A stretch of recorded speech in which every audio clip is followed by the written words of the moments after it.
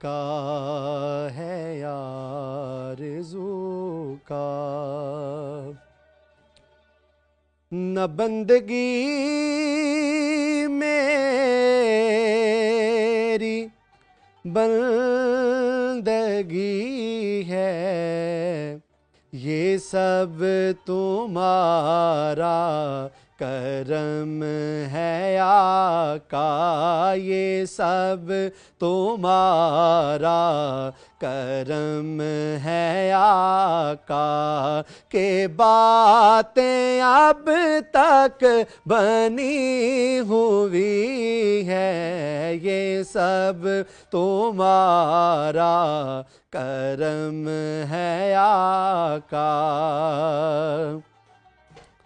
किसी का एहसान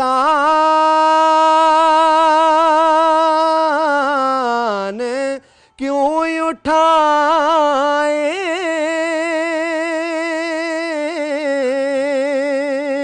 किसी को हालात क्यों बताए, किसी का एहसान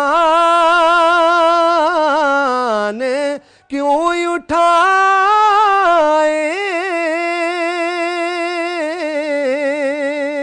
किसी को हालात हम क्यों बताए,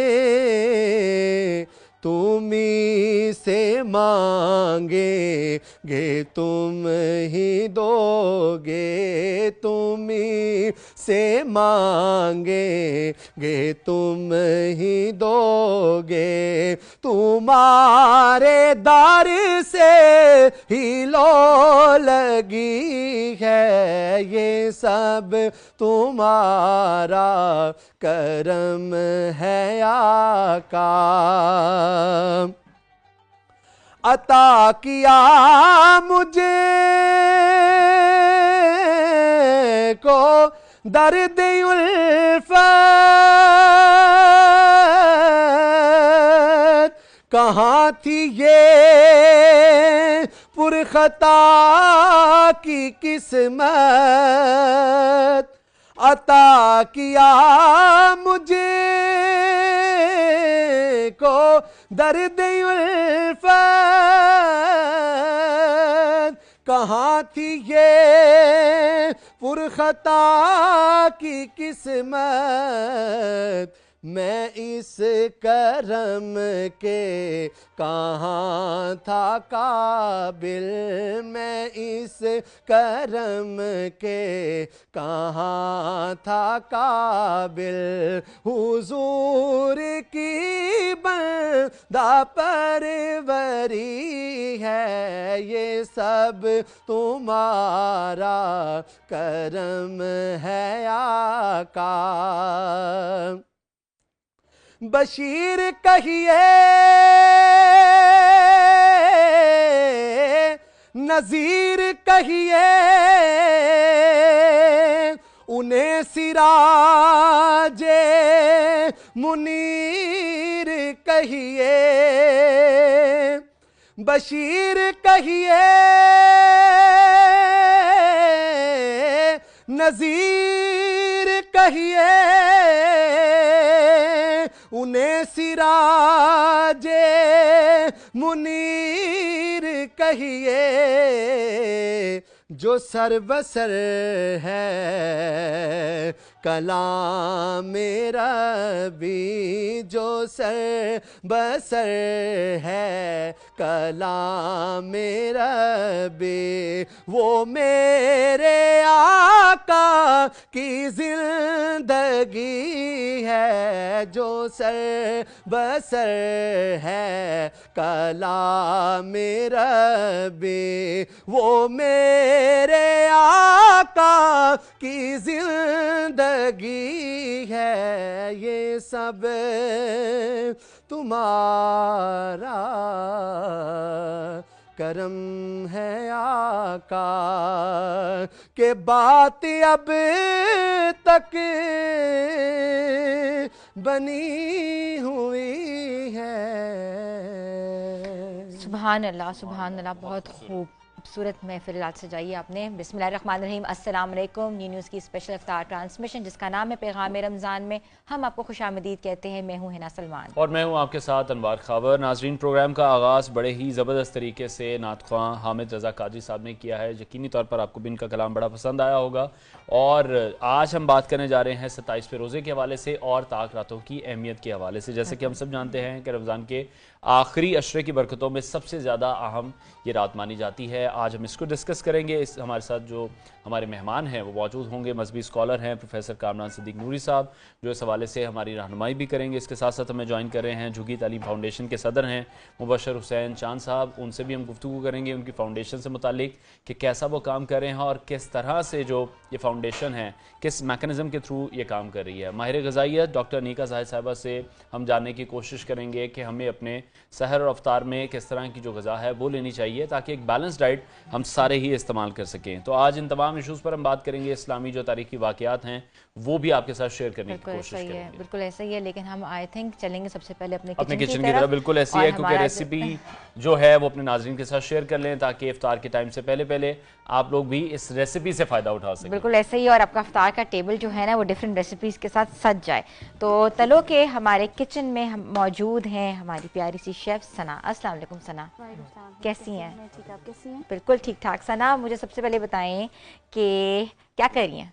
आज हम किन्नौर की रेसिपी दे रहे हैं, दही फुल्कियाँ, ठीक है, जो कि किन्नौर के चटपटे मसाले से बनती हैं। ठीक है, तो जो हम दही फुल्कियाँ बना रहे हैं और स्पेशली हम जो इसमें इंग्रेडिएंट यूज़ कर रहे हैं वो किन्नौर के हैं। हाँ जी, ठीक है। तो इसकी जो फुल्कियाँ बनाने का तरीका है वो ये है कि बेसन के अंदर आप बेकिंग पाउडर, ठीक है, ज़ीरा, नमक और ब्लैक पेपर आप इसको ऐड करके इसकी फुल्कियाँ बना लें ऐसे। ठीक है। आप एक्चुअली जो लोग ज़्यादा मिर्चें खाते हैं वो ज़्यादा उसमें स्पाइसेस और भी ऐड कर सकते हैं। जी जी, लेकिन फुल्कियों में ज़्यादातर नमक, ब्लैक पेपर और ज़ीरा ही यूज़ होता है। ठीक है। अच्छा, आप बना रही हैं साथ हाँ साथ। जी, अच्छा, आप स्पून से ही उसके अंदर ऐड जी, कर रही स्पून हैं, से ही ठीक है। करना है। तो इसकी शेप खुद ही ऑटोमेटिकली राउंड हो जाएगी। जी, स्पून से ही होती है, अगर आप हाथ से डालेंगे वो फैल जाएगी। अच्छा, अब फुल्कियाँ जो हैं वो घर में हम कैसे बनाते हैं ये आपको व्यूअर्स हम दिखा रहे हैं। तो बाजार में ज़्यादा कष्ट करने की ज़रूरत नहीं है, जाके लेकर आना, आप घर में ही बैठे बेसन से बना सकते हैं। हिना, इसको जब आप देखें कि इसका कलर चेंज हो गया, इसको साथ ही ठंडे पानी में ऐड कर लें। अच्छा जी, इसको आपने ऐसे रखना नहीं क्योंकि आपने इसको सॉफ्ट करना है। साथ ही ठंडा पानी मैंने रखा हुआ, आप इसको इसमें ऐड कर ले। जब आप देखें ये सॉफ्ट होगी, इसको हाथ से दबा के तो इसको निकाल लें। ठीक है, वो सॉफ्ट हो जाएंगी। जी, अच्छा, ठीक है। अच्छा, ये फूलती कैसे? इसमें आपने क्या बेकिंग पाउडर जी, बेकिंग पाउडर, बेकिंग सोडा आप इसमें ऐड कर सकते हैं, इसलिए ये फूल जाती है। जी, ठीक है। तो इसको आप पानी में, आप ठंडे पानी में? हाँ जी, हाँ जी। ये थोड़ा सा कलर इसका चेंज होगा तो मैं इसको ठंडे पानी में ऐड कर दूंगी।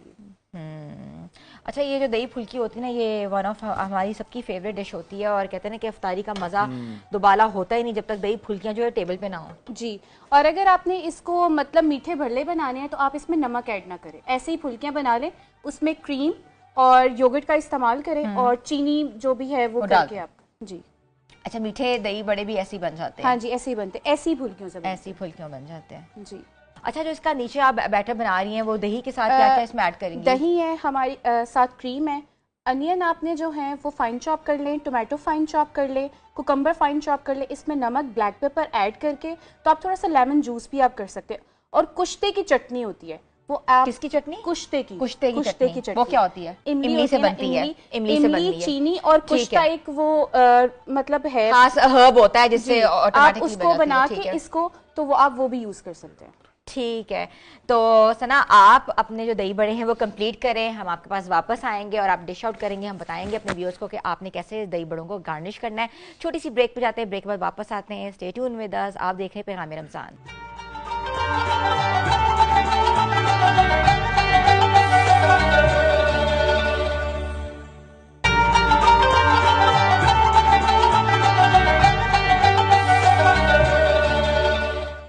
पैगाम रमज़ान में आपको एक बार फिर से खुशामदीद कहते हैं। गुफ्तगू के सिलसिले को आगे बढ़ाते हैं। हमारे साथ मौजूद है मजहबी स्कॉलर हैं प्रोफेसर कामरान सिद्दीक नूरी साहब। उनसे हम आज जानने की कोशिश करेंगे 27वें रोज़े की और इस रात की अहमियत के हवाले से, ताक रातों के हवाले से।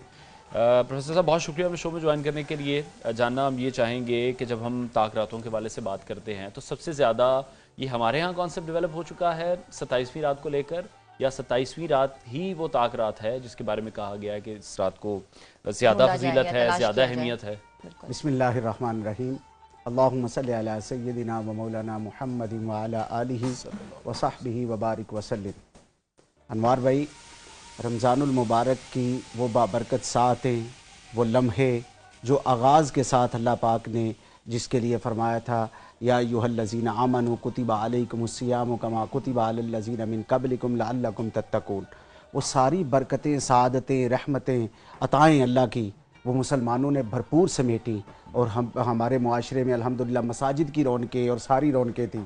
मगर मैं आगाज़ आज की गुफ्तगू का इससे करना चाहूँगा कि जहाँ हर तरफ रहमतें और बरकतें थी, वो सारा कुछ हमने न्यूज़ के इस सेट पे भी देखा और पूरे चैनल में भी देखा कि जहाँ इतने बड़ी सतह पे जो है वो दस्तरखान भी सजे माशाल्लाह, इफ्तार, रोज़ा, और फिर जहाँ जब हम बैठे हुए हैं तो इसके कैमरे के पीछे जितने दोस्त अहबाब हैं, जितनी टीम है, जिनकी कमिटमेंट, वर्किंग और रमज़ान के इन बरकतों को समेटने और इन रंगों को अपने सामीन तक पहुँचाने में आपने बड़ा किया। ये सारी मेहनत, कोशिश और लगन पर अल्लाह की बारगाह में दुआ है कि अल्लाह पाक इन बाबरकत सातों में 27वें रोज़े की इफ्तार के वक्त में अल्लाह पाक सबको इसका बेहतरीन सिला अता फरमाए और सबकी खिदमात को कबूल फरमाए। अब स्पेसिफिक आपने जो सवाल किया कि ये 27वां की शब जो है, 27वीं शब या 27वीं की अहमियत जो है वो इसमें असल में अल्लाह रब्बुल इज़्ज़त ने कुरान करीम में ताक रात में लैलतुल कद्र को जिक्र किया है, यानी फरमाया इन्ना अनज़लनाहु फी लैलतिल क़द्र वमा अदराका मा लैलतुल क़द्र, और तुम क्या जानो कि वो लैलतुल कद्र है। क्या है? लैलतुल क़द्रि खैरुम मिन अल्फि शहर, बताया कि 1000 महीनों से अफजल है। आका करीम सल्लल्लाहु अलैहि वसल्लम अपने असहाब के जुर्मत में तशरीफ़ फरमा थे। आप बनी इसराइल के एक शख्स का जिक्र फरमा रहे थे, शमऊन नाम के शख्स का जिक्र कर रहे थे, जो रात को क़यामुल लैल करता था और दिन भर जिहाद करता था। साइमुन निहार और कायमुल लैल, इस खसूसियत को जिक्र फरमा रहे थे। तो आका करीम सल्लल्लाहु अलैहि वसल्लम ने फरमाया, मेरे साहब सुनो कि वो 80 साल तक ये अमल करता रहा। जब ये जिक्र किया तो सहाबा इकराम रिदवानुल्लाहि अलैहिम अजमाइन के चेहरे पे एक गम की कैफियत और उस सवाल के साथ उन्होंने कहा, या रसूल अल्लाह, हमारी तो अब से उम्रें इसके बाद से जो है वो 80 साल तक नहीं होंगी, तो हमारी तो इतनी लिमिटेड लाइफ्स हैं। तो इसको जिक्र करके हुजूर की बारगाह में जब सवाल रखा तो आका करीम सल्लल्लाहु अलैहि वसल्लम लजपाल, मेहरबान, रहमतल लिल आलमीन नी की ज़ात है, तो आप भी गमगीन हुए। तो रब्बे ज़ुल जलाल ने सूरह कद्र नाजिल फरमा दी कि महबूब, हमने आपके लिए चंद सातें, चंद लम्हे, चंद घड़ियाँ, चंद रातें, चंद दिन ऐसे रख दिए कि एक एक लम्हा ही उनकी सारी जिंदगियों पर भारी हो जाएगा। तो उनमें से ये जो लैलतुल कद्र है। अब आपका ये भी सवाल था कि ये 27वीं के साथ, चूंकि जमहूर उम्मत में और अक्सरियत के साथ जो है जिनको मिली और उन्होंने जिक्र किया, उनको 27वीं में मिली। चूँकि आका करीम सल्लल्लाहु अलैहि वसल्लम ने खुद इस रात की जो निशानियां हैं वो जिक्र फरमा दी हुई हैं। तो उन निशानियों में से आपने फरमाया कि ना इसमें ज़्यादा ठंडक होगी, ना ज़्यादा गर्मी होगी, बड़ी इत्मीनान बख्श रात होगी, बड़ा सुकून फील करेगा एक साहिब ईमान शख्स, अपने दिल में इत्मीनान होगा। और जब इसकी सुबह तुलू होगी तो सूरज भी बड़े इत्मीनान वाला होगा, यानी उसकी जो शुआएं हैं, जो उसकी वो है वो नहीं होंगी, बड़े धीमे अंदाज में जो है वो तुलू होगा। तो ये उसके असरात और उसकी निशानियों में से है। लिहाजा जिसने पाया हुजूर की उम्मत में अक्सरियत ने, तो उन्होंने ये जिक्र किया। वगरना इसके लिए तो हुजूर आका करीम सल्लल्लाहु अलैहि वसल्लम की हदीस पाक है, उम्मुल मोमिनीन सैयदा आयशा सिद्दीका रदियल्लाहु ताला अन्हा, आप फरमाती हैं कि हुजूर ने आखिरी ताक रातों के लिए एक तो कमर बस्ता हो जाते, इसके लिए इबादत का शगफ बढ़ जाता, और खुद फरमाया कि इसको आखिरी ताक रातों में तलाश करो।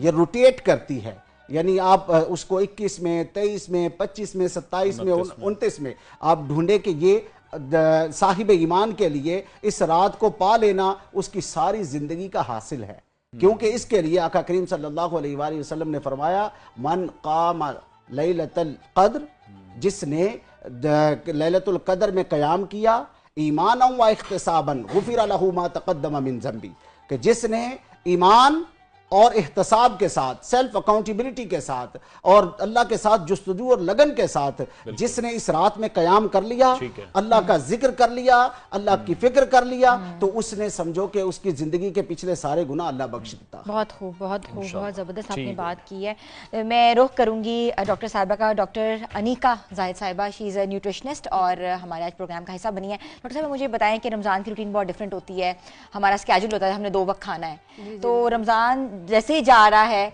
2-3 दिन रह गए हैं, तो उसके बाद हमारी रूटीन एकदम से डिफरेंट हो जाएगी, तो कौन सी डाइट ऐसे यूज़ करें जो कि बैलेंस्ड हो और हम लोग बिल्कुल हमारा वेट भी ना बढ़े?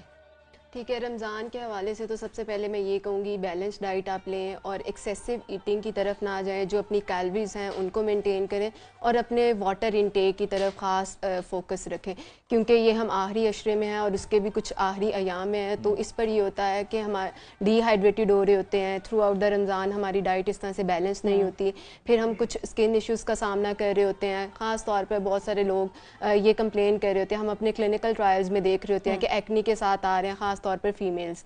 ठीक है, तो यहाँ पर आपने ये करना है कि अपनी डाइट से पहले भी हम यही मैसेज कन्वे करते हैं अपने हर प्लेटफॉर्म पर, लेकिन अब के लिए पर्टिकुलरली ये है कि अगर आप चाहते हैं कि ईद पर आपकी स्किन भी अच्छी रहे और आपकी हेल्थ भी अच्छी रहे, तो आपने फ्राइड और जो जंक फूड है उसको बिल्कुल अपनी डाइट से ओमिट कर दें, ख़ास तौर पे इन कुछ डेज़ के लिए। ठीक है, ताकि मज़ीद जो हेल्थ से रिलेटेड आपको कॉन्सिक्वेंसेस फेस करना पड़ते हैं वो ना करना पड़े। इसके अलावा कार्बोनेटेड बेवरेजेस बिल्कुल बंद कर दें। ठीक है, अगर आप ये 3 दिन जो रह गए हैं ईद से पहले और ईद के कुछ 2-3 दिन के लिए आप अपनी डाइट से बिल्कुल शुगर ओमिट कर दें, तो वो हेल्थ इशूज़ जो कि आपको यूजुअली फेस करना पड़ते हैं इस ड्यूरेशन में, आप उनसे बच जाएंगे। हाँ, स्किन के भी बहुत से इश्यूज हो जाते हैं, आपने बिल्कुल बात की एक्ने की और उसके बाद ब्लेमिशेस पड़ जाते हैं, तो उसके लिए आप कुछ बताती हैं कि क्या जो ख़वातीन जो है ईद पर ग्लो अपने स्किन को करना चाह रही हैं या अच्छा लगना चाह रही हैं, तो वो कैसे कर सकती हैं? अच्छा, इसमें यह है कि आप अपनी डाइट को हेल्दी रखें, उसमें जो फ्रूट्स और वेजिटेबल्स की सर्विंग्स है वो बढ़ा दें। जो वेजिटेबल्स हैं उसको आप करी की फॉर्म में तो ले रहे हैं, मतलब सालन की फॉर्म में तो ले रहे हैं, लेकिन ये मेक श्योर करें कि अपने हर मील के साथ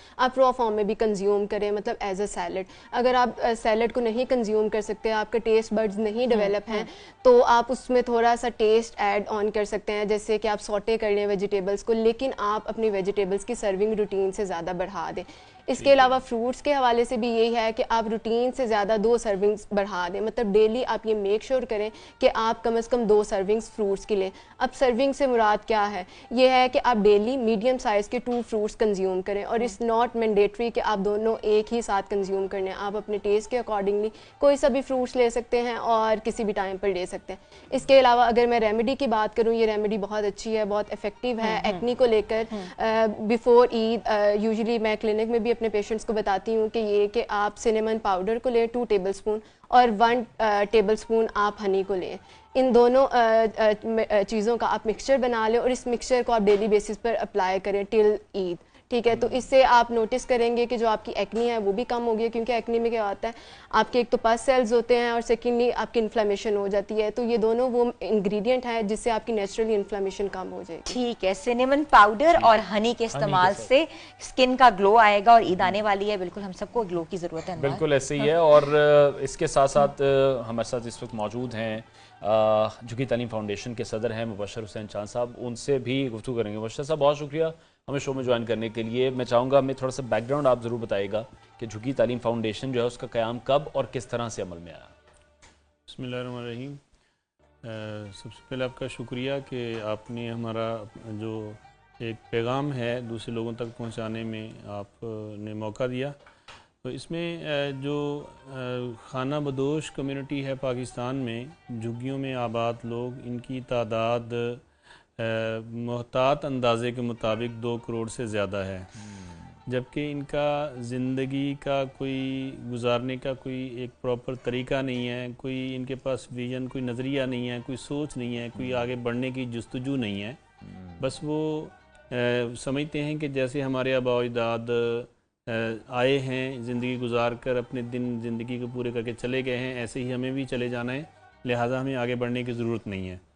तो इसलिए उनका ये सोच, उनका ये तसव्वुर जो है इसको बदलना, ये हमारा अज़म और मिशन था कि हमने ये 2014 में जो कोट लखपत रेलवे स्टेशन के दाएं बाएं खाना बदोश झुग्गियों वाले बैठे हुए थे, वहाँ जाकर हमने इनसे बातचीत की, ईद वाले दिन ईद भी मिले और इनसे बातचीत की कि हम आपके बच्चों को पढ़ाना चाहते हैं। तो वो पहले बहुत इस पर हैरान हुए कि लोग अपनी खुशियों में मगन और आप हमें ईद के दिन झोंपड़ियों में मिलने आए हैं। फिर उनसे बातचीत की कि आपके बच्चों को पढ़ाना चाहते हैं। तो कहने लगे कि हमारे बच्चे हमारी रोज़ी रोटी का वाहिद ज़रिया हैं, ये हम आपको दे देंगे, हम खाएंगे कहाँ से। फिर हमने उनसे कहा कि आपके बच्चों के पास जो वक्त फ्री हो, टाइम जो फ्री हो, वो हमें दे दें, हम उसी टाइम में आएंगे इंशाल्लाह इनको पढ़ाने के लिए। तो खैर इस पर हमारा इत्तेफाक हो गया।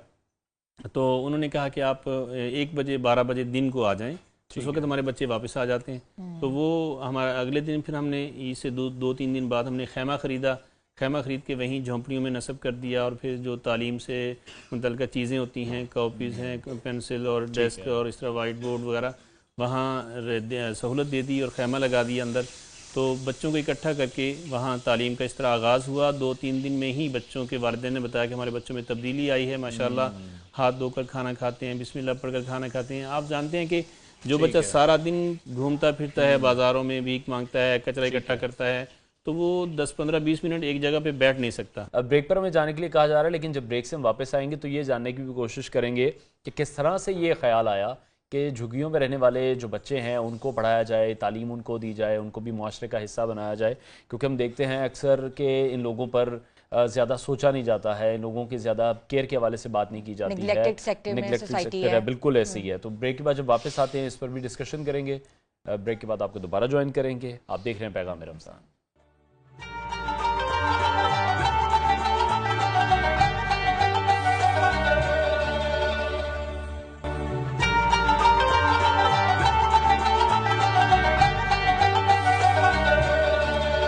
पैगाम रमज़ान में आपको एक बार फिर से खुशामदीद कहते हैं। हमारा टॉपिक आज है ताक रात की अहमियत और उन पे कौन सी फजीलत है और कौन कौन सी दुआएं इन रातों में करनी चाहिए। तो मैं रुख करूँगी नूरी साहब का। नूरी साहब ये बताइएगा कि ताक रात को ख़ास दुआएं या अस्कार करने का कोई मसनून तरीका है जो कि आम दिनों से मुख्तलिफ हो? इसमें हिना बहन आका करीम सल्लल्लाहु अलैहि वसल्लम के लिए जो उम्मुल मोमिनीन हज़रत आयशा सिद्दीक़ा रज़ियल्लाहु ताला अन्हा से मरती हदीस भी मैंने आपका ज़िक्र की, हज़रत इब्ने अब्बास भी ज़िक्र करते हैं इसके लिए, और भी मुख्तलिफ़ रिवायात से जो है वो मिलता है कि हुज़ूर नबी करीम सल्लल्लाहु अलैहि वसल्लम का मामूल तो क़यामुल लैल था। हुज़ूर इसमें जो है वो इबादत का ज़ौक़ बढ़ जाता था। आप अल्लाह की बंदगी में नवाफिल अदा करते, ज़ायद नमाज अदा करते। फिर इसको जो जमहूर उम्मा ने लिया है और जिसमें सबसे खूबसूरत अमल जो है वो नवासा रसूल हज़रत इमाम हसन आप की ज़ात से मुताल्लिक, आप इस ख़ास अहमियत की रात को और इन इम्पोर्टेंस घड़ियों को, लम्हों को बड़े खूबसूरत डिवीज़न के साथ डिवाइड करके तो गुजारते। आप कहते कि मैं इस रात को 3 हिस्सों में डिवाइड करता हूँ और उसमें एक हिस्सा जो है वो क़यामुल लैल करता हूँ, यानी अल्लाह की बारगाह में खड़े होकर नमाज पढ़ता हूँ, यानी बंदगी का और ज़िक्र का। क्योंकि वस्जुद वक्त तारीब, अल्लाह ने कुरान करीम में फरमाया सजदा कर और करीब हो जा। ये कुर्ब का, अल्लाह की बारगाह के साथ और कंसंट्रेशन बिल्डअप करने का बेहतरीन ज़रिया है।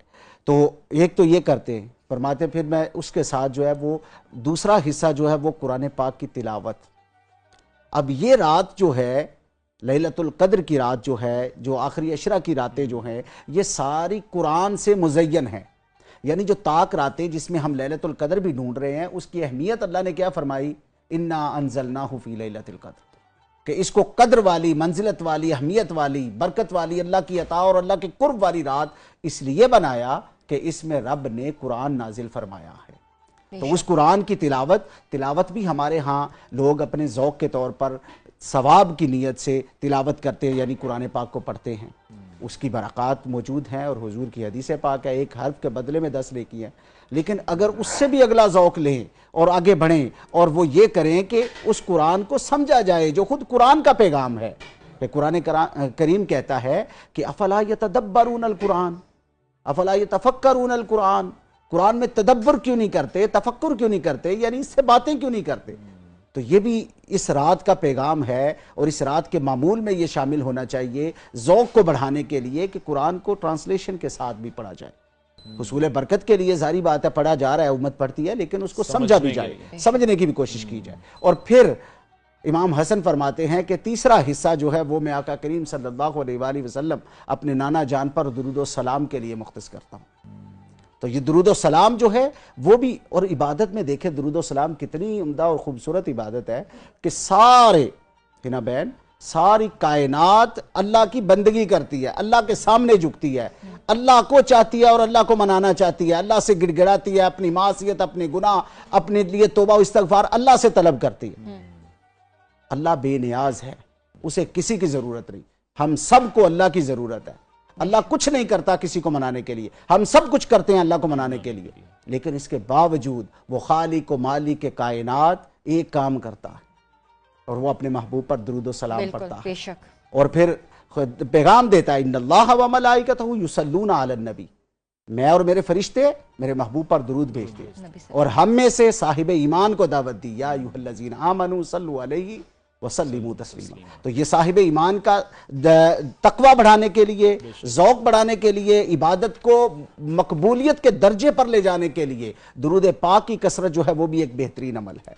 फिर इस रात को कयाम जब करते हैं, जो हुजूर की हदीस पाक मैंने आपसे जिक्र की कि फरमाया कि जिसने कयाम किया ईमान के साथ और एहतसाब के साथ, यानी सेल्फ अकाउंटेबिलिटी के साथ, कि बंदा जब अल्लाह की बारगाह में खड़ा हो तो उस पर खशियत का ये आलम तारी हो कि मैं गुनाहगार, मासी, मैं खताकार, मैं फिर भी अपने रब की बारगाह में खड़ा हूं और मुझे दुदकार नहीं रहा, वो फिर भी कबूल कर रहा है। यानी पलट आने का पैगाम है इस रात में अल्लाह की रहमत से। अल्लाह ने कुरान करीम में फरमाया, ला तकनतु मिन रहमतिल्लाह, ऐ मेरे बंदे तू कितना बड़ा गुनाहगार होगा, पहाड़ों जितने गुनाह किए होंगे, क्या मेरे रहमत से बड़े हो गए गुनाह? नहीं हुए तो फिर मायूस ना हो, पलटा। बस अल्लाह तो कहता है कि सारी जिंदगी एक तरफ रह गई, अगर निदामत का एक आंसू मेरे बंदे ने बहा के मेरी बारगाह में वापस रुजू कर लिया, पलट आया, तो मैं उसके सारी खताओं पर माफ फरमा दूंगा, उसे बख्शिश और मगफिरत का मुजदा सुना दूंगा। और इसीलिए वो कितना खूबसूरत शायर ने कहा, गुनाहगार हो तो मुंह अश्कों से धोते हुए आओ, गुनाहगार हो तो मुंह अश्कों से धोते हुए आओ। आज नाजरीन के लिए भी कि 27वीं रात भी गुजारी है इन्होंने, और आज सारा दिन अल्लाह की रजा की खातिर मजदूरी करते हुए रोजे से है। यानी अल्लाह का मजदूर है जो रोजेदार है, साइम और निहार जो है वो अल्लाह का मजदूर है, और इसकी रोजी का, इसकी मजदूरी का अजर देने वाला है अल्लाह पाक जो है परसों रात को, यानी जब रमजान का आखिरी लम्हे होंगे और लैलतुल जायजा में जा रहे होंगे, तो उसमें कितना बड़ा पैगाम है हम सब के लिए कि गुनाहगार हो मुंह अश्कों से धोते हुए आओ, आओ दरे तव्वाब पे रोते हुए आओ। और मजकूर है कुरान में बख्शिश का तरीका, दहलीज मोहम्मद से होते हुए आओ। सुभान अल्लाह। बहुत शुक्रिया नूर साहब। मुर्शद साहब, लास्टली मैं कमेंट चाहूँगा आपसे कि क्या सोचकर, क्या ख्याल आया, किस तरह से आपने इन तमाम चीज़ों को नोटिस किया कि इन झुग्गी वालों के जो बच्चे हैं, जो बड़े हैं, इनको भी एजुकेशन देना बहुत ज़्यादा इंपॉर्टेंट है, माशरे का हिस्सा बनाना बड़ा ज़रूरी है। ये जब हमने शुरू किया था झोंपड़ियों से इस सिलसिले का आगाज़ किया था, उस वक़्त मेरे जहन में ये आता था कि मुझे एक तो यानी हमारी बहसीत कौम, हम किस तरह तरक्की कर सकते हैं, हमारा पाकिस्तान जो है इसके लिए कौन से मतलब ऐसे ज़राए इख्तियार किए जाएँ कि तरक्की हो। तो अल्हम्दुलिल्लाह मेरे जहन में ये यानी एक बहसीत फ़र्द के मेरे जहन में ये बात आती थी, जो मेरा हासिल मुतालिया था कि कौमों की तरक्की जो है वो तालीम से होती है, तरबियत से होती है। और मैंने फिर ये इंतखाब किया कि यानी इंतखाब करना चाहा कि किस तबके पर मेहनत करें। तो मुझे फिर ये मेरे घर से, जहाँ मैं इंस्टीट्यूट में पढ़ाने जाता था गुलबर्ग, तो वहाँ से आते हुए 2 झोंपड़ी वाली आबादियाँ आती थी। तो मेरे ज़हन में बार बार ये आता था आते जाते कि ये खाना बदोश कम्युनिटी है पाकिस्तान में, जब हम इसको देखते हैं, लेकिन इनके बच्चे ना स्कूलों में आते हैं, ना ये यानी तबकाती तकसीम का ये आलम है, ना ये हमारी खुशी गमी में शरीक होते हैं, ना हम इनके यहाँ जाते आते हैं। तो ये तबकाती तकसीम भी ख़त्म हो और इनके बच्चों को पढ़ा लिखा कर कौमी धारे में शामिल किया जाए। वो तो बाद में हमें पता चला कि इनकी तादाद 2 करोड़ से ज़्यादा है।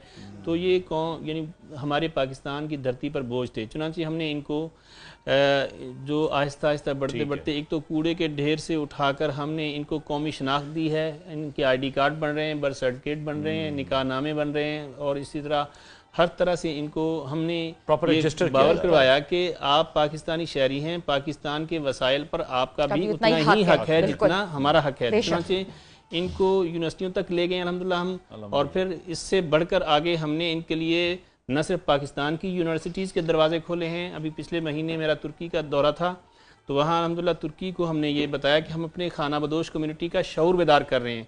उनको मकानात या कारोबार देने के लिए हमारे पास पैसे अगरचे नहीं है, लेकिन शऊर तो कम से कम बेदार कर सकते हैं। इस मॉडल को उन्होंने इतना मतलब सराहा कि उन्होंने हमें ऑफ़र की कि पूरे तुर्की की यूनिवर्सिटीज़ और कॉलेजेस जो बच्चे आप लाना चाहें स्कॉलरशिप पे तुर्की उनको बुलाएगा। तो अल्हम्दुलिल्लाह इस तरह हमने दुनिया भर की यूनिवर्सिटियों के दरवाजे इनके लिए खोले। हम आने वाले 10 सालों में ये खाना बदो यानी झुग्गी तालीमी प्रोजेक्ट पाकिस्तान की एक मुनफरिद और सबसे बड़ी तहरीक होगी। ठीक है। आने वाले 25 सालों में इंशाल्लाह इसको दुनिया के सामने रोल मॉडल के तौर पे पेश करेंगे इंशाल्लाह। बिल्कुल, ठीक है, बहुत खूब कामरान साहब। और ये इतना बड़ा अचीवमेंट है, इतनी बड़ा इनिशिएटिव है कि कौमी धारे में ऐसे लोगों को शामिल करना जो कि सबसे ज़्यादा निगलेक्टेड है। हम चलेंगे अपने तलों के किचन की तरफ। दही फुल्कियाँ बनाई हैं, इसके साथ जो हमने इसको तड़का दिया तलों का कुकिंग ऑयल, उसमें हॉल चिली और ज़ीरा डाल के उसको तड़का अब हमने दिया है। ठीक है, ये बन गए, जी, ये बन आपने गए। डिश आउट कर दिया हुआ है। इसी हाँ जी। गार्निशिंग पे आपने क्या क्या ऊपर यूज किया है? इसमें सिर्फ ग्रीन कोरिएंडर है। अच्छा, ऊपर आपने सिर्फ हाँ जी। डाले हैं। आज के किचन में जो रेसिपी है वो सिर्फ दही बड़ों की रेसिपी है, और दही बड़े हमने बनाए हैं। और ये कहते हैं ना कि रमजान जा रहा है मगर दही बड़ों को आखिरी सलाम पेश करना था, तो आज हमने दही बड़े बनाए हैं। कि वो जो पूरे पूरे दस्तरखान सजने थे वो भी थोड़े से कम कर कम देने हो चाहिए, गए। क्योंकि पूरा ईद की रमजान में तैयारियां- हम वो ईद की तमाम तैयारियां चीजें करेंगे ना। बड़े जोरों शोर से खाते रहे, और ईद पर भी हमें थोड़ा सा हाथ हल्का रखने की वैसे जरूरत है। बिल्कुल ऐसा ही ब्रेक है। लेते हैं, ब्रेक के बाद आपको दोबारा ज्वाइन करें।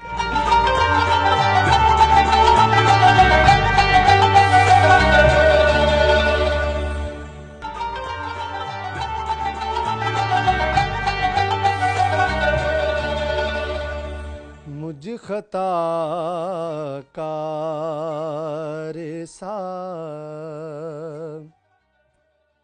इंसान मदीने में रहे,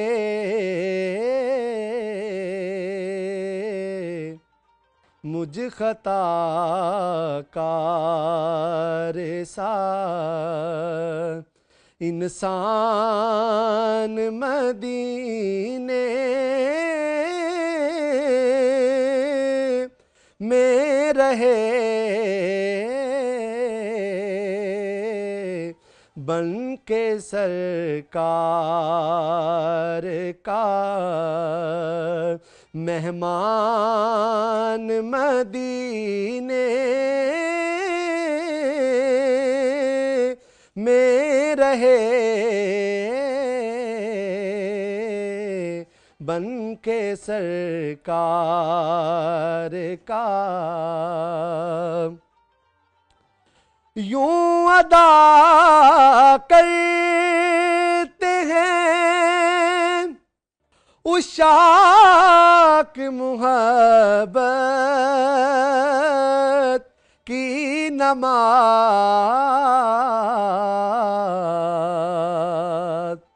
यूं अदा करते हैं उशाक मुहब्बत की नमाज, के सजदा काबे में हो और ध्यान मदीने में रहे, के सजदा काबे में हो और ध्यान मदीने में रहे, मुझ खता कार सा याद आती है मुझे अहले मदीना की वो बात,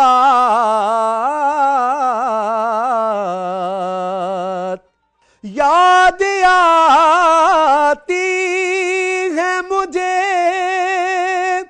अहले मदीना की वो बात कि जिंदा रहना हो तो इंसान मदीने में रहे, कि जिंदा रहना हो तो इंसान मदीने में रहे। मुझ खताकार सा इंसान मदीने में रहे, बन के सरकार का मेहमान मदीने में रहे। सुभान अल्लाह, सुभान अल्लाह। बहुत बहुत खूब। खूबसूरत। महफिल कहते हैं, महफिल महव तारी हो जाता है जब नात शरीफ हम पढ़ते हैं। हम लोग करेंगे अनीका का। अनीका, आपसे पूछ रहे थे कि रमज़ान तकरीबन इख्तिताम पर है और फास्ट फूड जो है वो एकदम से ज़ोर शोर से हम खाएंगे क्योंकि ईद आने वाली है। बिल्कुल ऐसे ही। हमेशा ऐसे ही कहा जाता है कि फास्ट फूड को अपनी ज़िंदगी से निकाल दें। मुकम्मल तौर पर कैसे निकाल सकते हैं? अच्छा, उसमें ये निकाल सकते हैं, ये बड़ी प्रो टिप है जो कि मैं हमेशा देती हूँ अपने पेशेंट को भी। जब आप कन्विंस्ड हो जाएंगे ना, मतलब इस चीज़ की अफादियत से कि फ़ास्ट फूड हमें क्यों छोड़ना है, तो वो छोड़ना आपके लिए मुश्किल नहीं होगा। क्योंकि बहुत सारे पेशेंट भी आकर पूछते हैं, आप जो चीज़ें हमें मना करती हैं क्या आपके लिए ईजी है वो चीज़ें छोड़ना? तो ट्रस्ट मी, मेरे लिए भी वो बहुत ईजी है, क्योंकि मुझे पता है। मिसाल के तौर पर मैं एक पेशेंट को कहती हूँ कि आप चाय बंद कर दें, या अगर आप चाय ले रहे हैं तो उसको विदाउट शुगर लें। तो मुझे इस चीज़ का पता है कि जब चाय बनती है उसमें शुगर ऐड होता है, सॉरी मिल्क ऐड होता है। तो जो मिल्क है उसमें नेचुरली शुगर होती है, तो देयर इज नो नीड कि हम उसमें शुगर ऐड करें। लेकिन पता नहीं जिसने फर्स्ट टाइम चाय बनाई थी उसने शुगर ऐड कर दी, उसके बाद से हम सब इस चीज़ को प्रैक्टिस कर रहे हैं। बिल्कुल ऐसे ही है। और अगर हम अपनी चाय में से शुगर को ऑमिट कर रहे होते हैं तो हम उस चीज़ को एक बोझ महसूस कर रहे होते हैं कि अच्छा अब हमें कहा गया है हमें सिर्फ ये 10-5 दिन के लिए बंद करनी है, उसके बाद जो हमारी हेल्थ कंडीशन थी वो बिल्कुल नॉर्मल हो जाएगी। कभी भी आप किसी भी मॉडिफिकेशन को इस थॉट के साथ करें कि मुझे वक्ती तौर पे करनी है, बहुत समझ कर, या मुझे मेरे डॉक्टर ने कहा है, तो आप उसको लॉन्ग टर्म के लिए प्रैक्टिस ही नहीं कर सकते। लॉन्ग टर्म के लिए अपनी डाइटरी मॉडिफिकेशन या लाइफस्टाइल मॉडिफिकेशन के लिए ये ज़रूरी है कि आप ये चीज़ समझें कि ये चीज़ ना सिर्फ आपकी डिजीज़ को लेकर आपकी नीड है, बल्कि लाइफ टाइम के लिए एक हेल्दी रहने के लिए ये चीज़ ज़रूरी है। ज़बान का चस्का ख़त्म करना मुश्किल है। जी जी, मतलब ऐसे ही है। लेकिन वो करना तो पड़ेगा, क्योंकि जब रमज़ान के एकदम बाद हम इस तरह की चीज़ें खाने शुरू करते हैं, फिर हम टीवी पर भी इस तरह की खबरें सुन रहे होते हैं कि जो हॉस्पिटल्स हैं हाँ, वो गैस्ट्रो फुल हो गए के हैं, issues आ इमरजेंसी जाते में हैं, इतने ज़्यादा बिल्कुल। पेशेंट्स लाए जा रहे हैं। हाँ। तो हम सबको एहतियात करने की ज़रूरत बाद है। में जिसे drips कहते हैं ना, लगती हाथ हैं। थोड़ा हौला रखें, तो वो हौला रखने की अपना ज़रूरत पेट है। समझ के खाएं। बिल्कुल ऐसे ही है। नूर साहब, आपसे मैं जानना चाहूँगा, जिस तरह से ताक रातें तो हमें बता दी गई हैं कि ये ताक रातें हैं, इन ताक रातों में इबादत करते हैं तो उसकी अहमियत फजीलत दूसरी रातों से निस्बतन ज़्यादा है। तो उसमें भी अब लालच यही फिर जागता है लोगों का, या कि लोग ये जानने की कोशिश करते हैं कि उसमें भी कोई ख़ास वक्त होता है, तहज्जुद का कोई वक्त होता है, या कोई स्पेसिफिक वक्त भी बताया गया कि लोग चाहते हैं इसी वक्त पे फिर हम इबादत करें, इसी वक्त पर हम दुआएं मांग लें कि वो कबूल हो जाए। और 200-200 नफल, 100-100 नफल जो कहे पढ़ाए जाते हैं या कहे जाते हैं, क्या वही वाकई तालीमात है या वही हमारी इबादत का मेन मस्कन है या जरिया है? अच्छा अनवार भाई, वैसे आपने भी ना ये अपने नाजरीन के लिए कोई शॉर्टकट वे निकालने की और उनके लिए कुछ चाह रहे हैं कि अल्लाह करे कोई ऐसा जो है ना वो आजकल हम ना सोशल मीडिया पे बहुत सी चीजें इस तरह की देखते हैं। बिल्कुल ऐसे ही है। अगर हम मिन हैसुल उम्मत भी देखें तो अल्लाह रब्बुल इज़्ज़त ने हमें अपना महबूब अता फरमाया, उनका उम्मती हमें बनाया और उन्हें रहमतल लिल आलमीनी की शान के साथ उतारा। ये 50 नमाजें थी, 5 हो गई हुजूर की निस्बत से, हुजूर की वजह से। ऐसे ही जो हमने जिक्र किया इन रातों को और अहमियत के जो लम्हे अल्लाह ने दिए हैं वो भी हुजूर की निस्बत से अता हुए, और क्योंकि अल्लाह पाक ने हुजूर की उम्मत को कसरत के साथ बख्शिश अता फरमानी है, लिहाजा उसके लिए बहाने भी अता फरमा दिए। अब उस बहानों में भी हमारी कोशिश ये होती है कि और शॉर्टकट मिल जाए कि ताकि हम अपने सोशल मीडिया को और इधर उधर टाइम सारा देके बस स्पेसिफिक टाइम और उसमें जाके हम जो है वो फौरन क्लिक करें और हमारा काम हो जाए। ऐसी है बात तो ये है कि अल्लाह ने भी हुजूर की उम्मत को फैसिलिटेट किया है, इसमें कोई शक नहीं है कि ये लम्हे जो आज शब कदर की सूरत में हमें मिल रहे हैं, ये जो हमें मुबारक रातें मिल रही हैं, ये सारी उसी का ही तो जो है मुजदा सुना रही हैं कि जिंदगी किसी तरफ गुजारी और अब भी पलट के उसकी तरफ आ जाओ। तो इसमें कोई शक नहीं है कि अल्लाह पाक अपनी रहमत से, अपने करम से, अपने अता से, अपने फजल से नवाज देता है इंशाअल्लाह। मगर होता ये है कि इस रात को जो अल्लाह ने कुरान करीम में सूरह कद्र में जिक्र किया तो फरमाया कि ये रात जो है तनज़्ज़लुल मलाइकतु वर्रूह फीहा बिइज़्नि रब्बिहिम मिन कुल्ली अम्र, अल्लाह के इज़्न और हुक्म से, उसके अम्र के साथ तमाम रहमतें अताएं लेकर फरिश्ते उतरते हैं। और इस सारी रात को मुहीत है वो कि जो ही गुरूब आफ्ताब होता है और फिर तुलुए सहर तक जो है वो ये सारी रात, और इसमें फरिश्ते उतरते रहते हैं यहाँ तक कि सारी ज़मीन फरिश्तों से भर जाती है। फिर उस वक़्त जो भी अल्लाह की इबादत में मशगूल है उसमें रूहुल अमीन यानी मलाइका के सरदार जिब्राइल अमीन के साथ सारे फरिश्ते उतरते हैं, और जो अल्लाह की इबादत में मशगूल हो, जो ये मुख्तसर लम्हे और जो घड़ियां ढूंढ कर ना निकले, बल्कि इस रात को पाके और उसके लिए अल्लाह की बंदगी के लिए वक्फ कर दे और सारी चीजों से निकलकर अल्लाह के साथ अपने ताल्लुक और अपनी कंसंट्रेशन को बिल्डअप करने के लिए आ जाए, जब उसकी बारगाह में आ जाए, अपनी जबीने न्याज को झुका दे, तो उसके लिए फरिश्ते सलाम लेकर आते हैं, उसके साथ मिलकर अल्लाह की बारगाह में दुआएं करते हैं, उसके का हिस्सा बन जाते हैं, यानी उसकी इल्तिजाओं का भी अल्लाह के लिए जब वो कर रहा होता है, और फिर अल्लाह की बारगाह में उसका गवाह बन जाते हैं कि बारी ताला तेरा बंदा तेरी बंदगी में लगा हुआ। तो ये उस पर भी, लेकिन इसमें भी जो कुरान पाक का उसलूब है, और सूरह कद्र में फरमाया सलामुन हिया हत्ता मतलाइल फज्र, अल्लाह रब्बुल इज्जत ने खुद ही बता दिया। हाँ, इसका क्लाइमेक्स, इसका पीक जो है वो तुलुए सहर से पहले का वक्त है, यानी जिसको सूफिया ने बड़े आसान वे में कहा, पिछली राती रहमत रब दी करे बुलंद आवाजा के बख्शिश मंगण वाले ताई खुला है दरवाजा, कि रात का पिछला पैर जो है, आपको पता है तहज्जुद का वक्त भी जो है, और अल्लाह के साथ लो लगाने के लिए, अल्लाह से ताल्लुक बिल्डअप करने के लिए, और अल्लाह का कुर्ब पाने के लिए, अल्लाह के महबूब बन जाने के लिए, कुल औलिया सुलहा हुजूर की उम्मत के तमाम मुकर्रब जो है उन्होंने यही वक्त जो है उसको पाया। चूंकि आका करीम सल्लल्लाहु अलैहि वसल्लम का मामूल ये था, हुजूर पिछली रात में उठकर अल्लाह की बंदगी में लग जाते थे। तो हुजूर की उम्मत को भी यही लम्हे अता हुए कि रात का पिछला पहर जो है वो तुलुए सहर तक जो है अल्लाह ने बरकत से, रहमतों से, अता से, अपने करम से, नवाजिशात से भर दिया है, कि जिससे अल्लाह रब्बुल इज्जत जो है वो अपने महबूब की उम्मत को बेहिसाब बख्शिश और रहमत अता फरमाता है। बहुत खूब। और ताक रातों की अपनी एक कहते पुरकशिश, एक रौनक है। ताक रातें जब नहीं होती तो हम मिस कर रहे होते हैं, मगर हमने सोचा कि ताक रातों के बारे में डिटेल गुफ्तगू करें। और अब हम जाएंगे कश्मीर के किचन की तरफ, और कश्मीर के किचन में हमारी शेफ फातिमा हमारा इंतजार कर रही हैं। अस्सलाम वालेकुम फातिमा। वालेकुम अस्सलाम। क्या हाल है आपके? अल्हम्दुलिल्लाह, आप कैसी हैं? बिल्कुल ठीक। क्या बना रही हैं आज? जो है ना वो हम ऐसी चीज़ बना रहे हैं कि जो थोड़ा सा घरों में कम बनाई जाती है, लेकिन मेहमान आते हैं तो सबसे ज़्यादा प्रेफरेंस हमारी वहीं पे होती है। क्या चीज़ है? पालक गोश्त। पालक गोश्त, यस।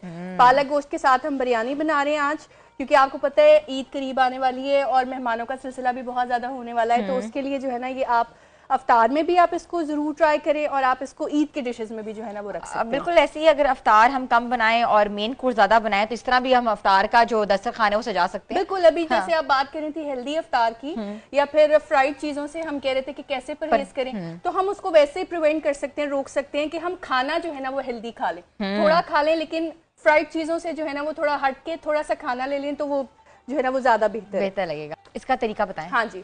पालक को जो है ना मैंने 5 किलो पालक लिए, ये तकरीबन जो है ना वो 15 लोगों के लिए इनफ होगी। ठीक है। 5 kg पालक के साथ 1 kg मैंने इसमें डाला है बाथू। हाँ, बाथू जो है वो साग के साथ आजकल सीजन भी है तो इजीली अवेलेबल है कहीं से भी। इसके साथ आप जो है ना वो 1 पाव ऐड करेंगे साग भी। ये तीनों चीजों का मिक्सर, एक जो बहुत फ्लेवरफुल सा जो आपको रेस्टोरेंट्स में भी टेस्ट मिलता है ना, वो खाली पालक नहीं होती। तो ये तीनों चीज़ों का मिक्सर होता है, लेकिन इसकी क्वांटिटी आपने जो है ना वो इस तरह से रखनी है कि जितनी भी आप पालक ले रहे हैं उससे आपने 1 पार्ट जो है वो बाथू रखना है, और उससे भी ज्यादा कम जो है ना वो आपने साग का 1/3 और 1/4 पार्ट आप दोनों रखना है। 1/3 एंड 1/4 ठीक है, बाथू का और साग का पालक के साथ। ठीक है। तो ये मैंने ऐसा किया कि आधी बॉईल कर लेंगे आप जब उसको तो आधी आप करेंगे ग्राइंड और आधी आप करेंगे हाथ से मैश। अगर आप सारी ग्राइंड कर लेते हैं ना तो वो बिल्कुल पेस्ट बन जाती है, और अगर आप सारी मैश करते हैं तो वो कुछ डंडियां उसमें रह जाती हैं।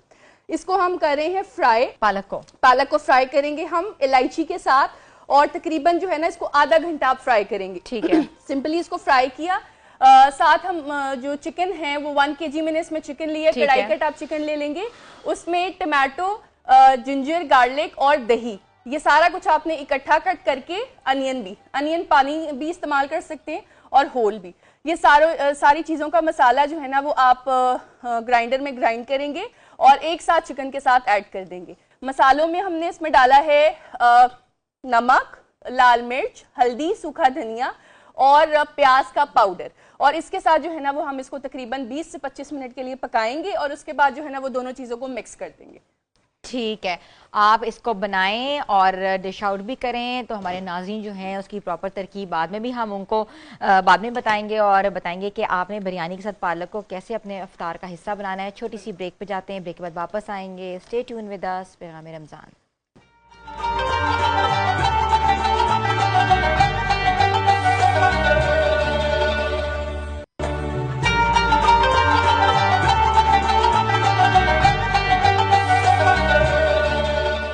पैगाम रमज़ान में आपको एक बार फिर से खुशामदीद कहते हैं। हमारे साथ मौजूद है गैस झुकी तालीम फाउंडेशन के सदर मुबशर हुसैन साहब। उनसे गुफ्तगू का सिलसिला एक बार फिर से आगे बढ़ाते हैं।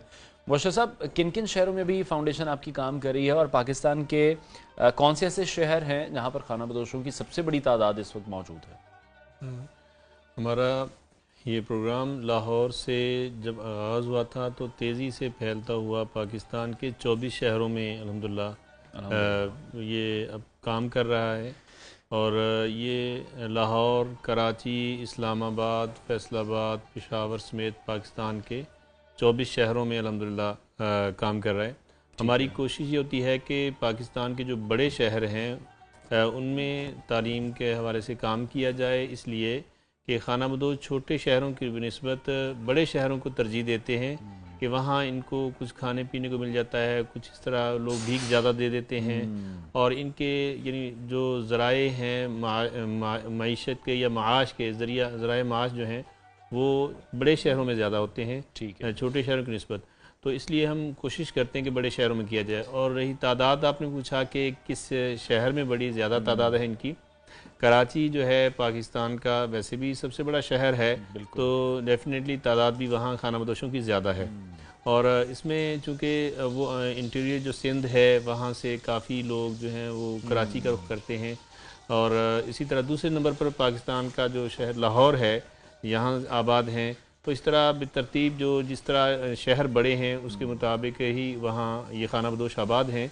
तो हमने ये अज़म किया है कि इंशाअल्लाह हम पाकिस्तान के अंदर आबाद खाना बदोश कम्युनिटी जो है इनमें हर खाना बदोश की झोंपड़ी में इल्म की शमع रोशन करेंगे, और इनको पढ़ा लिखा कर कौमी धारे में न सिर्फ शामिल करेंगे बल्कि दुनिया के सामने रोल मॉडल के तौर पर पेश करेंगे। जो हमारा 50 साला विजन है कि 2018 में आलमी माहिरीन को हमने लाहौर इकट्ठा किया था, तो उसके 5 रोज़ा कॉन्फ्रेंस हुई, उसमें अल्हम्दुलिल्लाह एक इनके लिए 50 साला विजन जो है 50 ईयर विजन हमारा तश्कील पाया। उसके मुताबिक हम जो लिटरेसी रेट होगा, जो शरह खानदगी होगी वो 100% होगी खाना बदोशों में, और इंशाअल्लाह इन्हीं खाना बदोशों में से 80 लाख खाना बदोशों को पढ़ा लिखा कर कौमी इदारे में शामिल करेंगे। और उनमें से हमने टारगेट सेट किया है कि 1000 इनमें डॉक्टर्स होंगे, 1000 इंजीनियर्स होंगे, इसी तरह स्कॉलर्स होंगे, लॉयर्स होंगे, टीचर्स होंगे, आर्मी ऑफिसर, पुलिस ऑफिसर। हमने एक टारगेट सेट किया है, चुनांचे हम अपने उस विजन की रोशनी में आहिस्ता आहिस्ता बढ़ रहे हैं।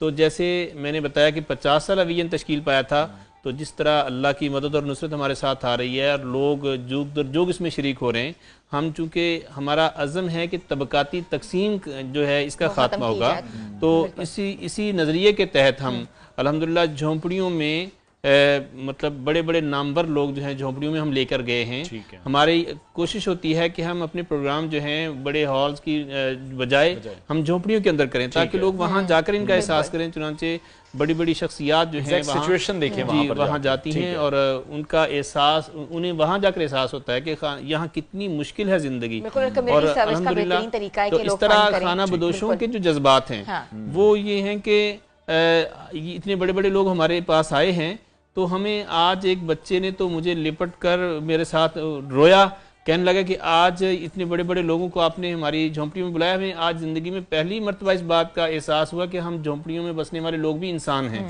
चुनांचे इनके लिए इनके छोटे बच्चों को तालीम दे रहे हैं, ठीक है, और इनकी जो जवान बच्चियाँ और बच्चे हैं, बच्चियों को हम सिलाई सेंटर उनके लिए बनाए गए थे कि जो बच्चियाँ भीख मांगती थी, अल्हम्दुलिल्लाह आज वो 6 महीने का एडवांस लेवल का कोर्स करके अपनी झोंपड़ियों में सिलाई मशीन हुनरमंद भी बनाया जा रहा है, साथ और बच्चों को, जवान बच्चों को हम स्मॉल बिजनेस की तरफ ला रहे हैं और इसी तरह इनके बड़ों की भी तरबियत कर रहे हैं अल्हम्दुलिल्लाह। एक हम ये चाहते हैं कि इनको अपनाइयत का एहसास देकर और बावकार शहरी बनाएं ताकि पाकिस्तान की तामीर और तरक्की में ये लोग भी अपना किरदार अदा कर सकें। बिल्कुल ऐसा ही है, और ये एक बहुत ज़बरदस्त कम्युनिटी सर्विस है कि एक दूसरे की मिलजुल कर मदद की जाए और इन लोगों को इनका असल हक दिया जाए। तो मैं रुख करूँगी मुफ्ती साहब आपका, मुझे ये बताइएगा कि हम ये क्या 27वीं रात में सदका और जो खैरात किया जाता है उसकी क्या अहमियत ज़्यादा होती है एज़ कम्पेयर टू रमज़ान मुबारक के दूसरे आयाम में? 27वीं रात या शब कदर जो है ना, उसकी अहमियत अल्लाह रब्बुल इज़्ज़त ने कुरान में बयान की है, लिहाजा उसको बाकियों पर फजीलत और कबूलियत के लम्हे ज़्यादा हैं। जैसे बाकी 11 माह पर रमज़ान को फजीलत है, इसी तरह सारे रमज़ान पर लैलतुल कदर को फजीलत है। लिहाजा आम रूटीन में हम 1 रकत नमाज पढ़ते थे तो उसी का सवाब था, ये 27 दर्जे तक उसका सवाब था, बाजमात अदा करते थे। तो लेकिन अल्लाह रब्बुल इज़्ज़त ने इस रमज़ान की बरकत से ये किया कि एक नमाज को 70 से 700 गुना तक बढ़ा दिया, इतना अजर बढ़ा दिया उसका।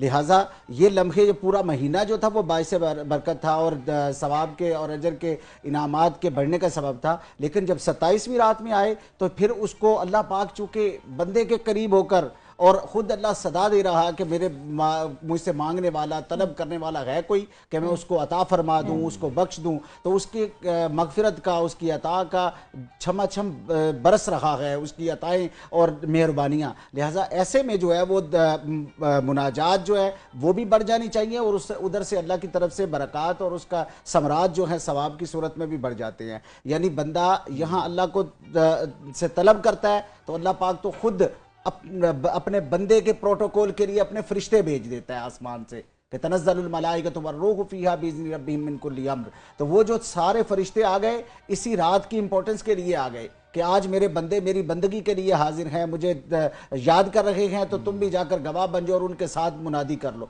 तो ऐसे में जहां इबादत यानी कि बदनी इबादत की सूरत में, उससे माली इबादत की सूरत में जो आपने सदका खैरात कहा, तो वो भी उसी इबादत में कंसिडर होती है, उसी में शुमार होता है कि कोई नफल पढ़ के कर रहा है, कोई कुरान पढ़ के कर रहा है, कोई माल बांट के कर रहा है, कोई किसी सूरत में कर रहा है, तो उसका अता और उसका जो समर है, जो उसका सवाब है, वो उसी दर्जे बढ़ जाता है कि अल्लाह पाक ने ये जो पूरा महीना बंदे ने बड़े ज़ौक से, शौक से, वैसे तो लोगों ने दस्तरखान भी सजाए, इफ्तार प्रोग्राम किए, सहरियों के लिए किया, ये इतना कुछ किया।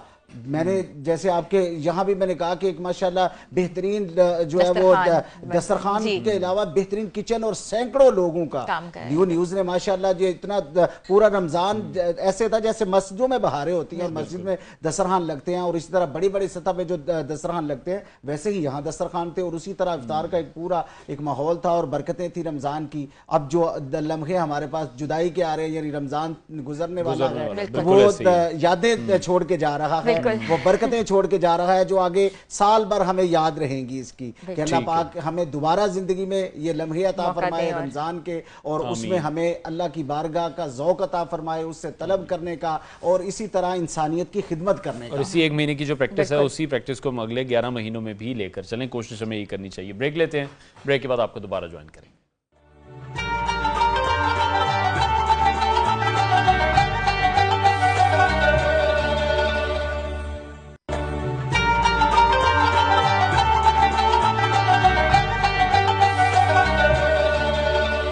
पैगाम रमज़ान में आपको एक बार फिर से खुश आमदीद कहते हैं। 27वें रोज़े की बरक़ातों कहते हैं ना सकनात से हमारा दस्तरखान जो है वो सजने वाला है और दस्तरखान में जो सजाएंगी डिशेस वो लेकर आएंगी हमारी शेफ़ फातिमा। जी फातिमा। हाँ जी सना, रेसिपी मैंने एक दफ़ा पहले बता दी थी, अभी रेडी है, मैं इसकी क्विक सी एक रिकैप आपको बता देती हूँ। जी we have made biryani and palak gosht. ठीक है। उसके लिए जो है ना बिरयानी के लिए सिंपली हमने सारे मसाले को, प्याज, लहसुन, टमाटर, अदरक को चिकन के अंदर भूना।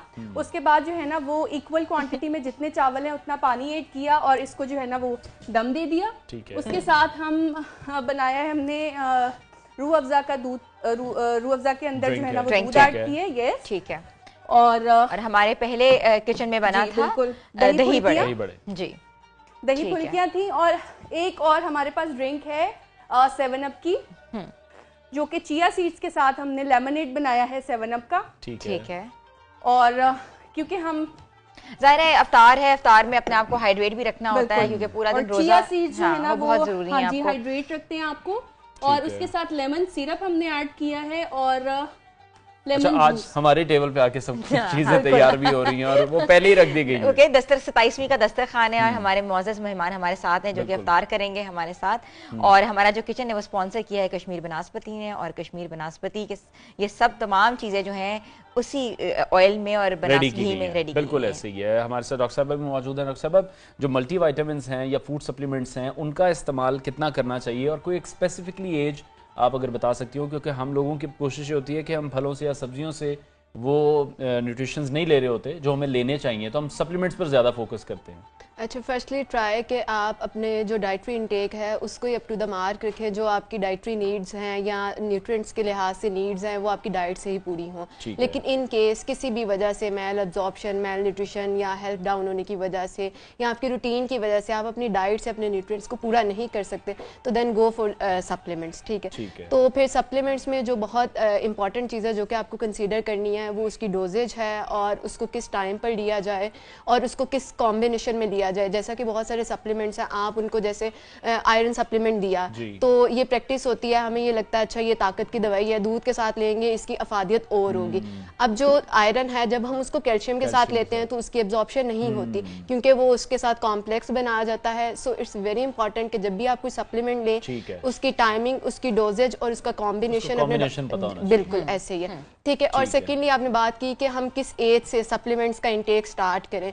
ऑन एन एवरेज 35 के बाद आप किसी मल्टीविटामिन को अपनी रूटीन में ऐड कर सकते हैं क्योंकि 35 के बाद जो आपकी हेल्थ का ग्राफ है वो डाउन होना शुरू हो जाता है, तो उसके बाद आप कोई मल्टीविटामिन ले सकते हैं। ठीक हो गया। जब हम ताकरातों में इबादतों के वाले से बात कर रहे हैं तो इज्तिमाई इबादतें ज़रूरी हैं, इनफरादी ज़रूरी हैं, इस हवाले से क्या हुक्म है? दोनों में ही अच्छाई इस तरह से है कि पहले जो इबादत का कॉन्सेप्ट है ना वो अल्लाह के साथ बंदे की कंसंट्रेशन बिल्डअप करने का है, ताल्लुक को मजबूत करने का है और अल्लाह के साथ खुशू खुजू बनाने का है। तो उसका बेहतरीन तरीका तो ये है कि इंडिविजुअली की जाए। अकेले में, तन्हाई में जब बंदा होता है तो फिर तन्हाई में ज़्यादा पारसाई भी होती है, तन्हाई में ज़्यादा कंसंट्रेशन भी होती है और अल्लाह के साथ ताल्लुक का लेवल भी जो है वो ज़्यादा बढ़ता है और ज़ौक़ भी उसमें ज़्यादा आता है। ठीक है। फिर ये तो है कि इबादत का ज़ौक़ लेने और लज्जत के लिए ये तरीका ज़्यादा अच्छा है और यही अपनाया है मोस्टली अल्लाह के बरगुज़ीदा लोगों ने। मगर चूँकि हमारी सोसाइटी का भी एक अलमिया है ना, वो ये कि हमारी नौजवान नस्ल है वो इस तरह तो अकेले में तन्हाई में आप कहें इबादत के लिए तो उनका वो ज़ौक़ लेवल वो बन नहीं पाता, तो उसके लिए ये किया जाता है कि जो आप देखते हैं इज्तिमाई तौर पर जो सलातो तस्बीह पढ़ी जाती है, ज़िक्र अज़कार की महाफिल होती हैं, नवाफिल पढ़े जाते हैं इज्तिमाई तौर पर, तो ये इस एतबार से कि इससे ये होगा कि कितनी सारी नौजवान नस्ल जो है वो इस तरफ आ जाएगी। ठीक है। वो जब इज्तिमाई तौर पर आएंगे, दोस्त की वजह से आएगा, कोई किसी की वजह से आएगा, इनवाइट किए जाएंगे, तो जब वो वहां आ जाएंगे, अल्लाह की बारगाह में आ जाएंगे, तो ये पहला स्टेप होगा।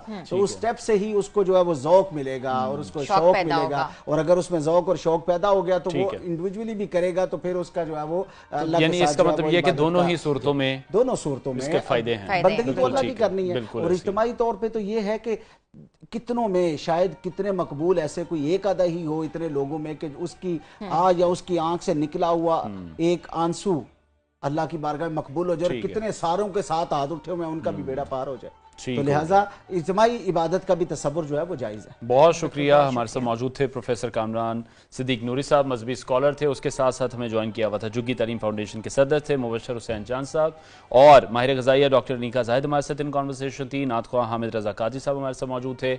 आप सबका बहुत शुक्रिया। बिल्कुल ऐसे ही है, बट जाने से पहले आपको बताते चलें कि एक ज़बरदस्त सी ऑफर्स है और ऑफर लेकर आ रहा है रहीम स्टोर।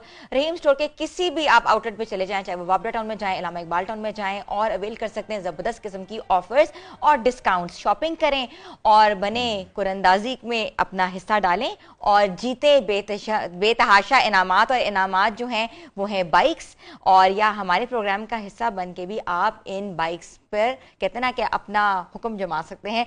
तो जाएं रहीम स्टोर और शॉपिंग करके डिस्काउंट सारी अवेल करें। प्रोग्राम का वक्त नाज़रीन खत्म हुआ। इंशाल्लाह कल फिर आपसे मुलाकात करेंगे। अपना बहुत सारा ख्याल रखिए, इजाज़त दीजिए, अल्लाह हाफ़िज़।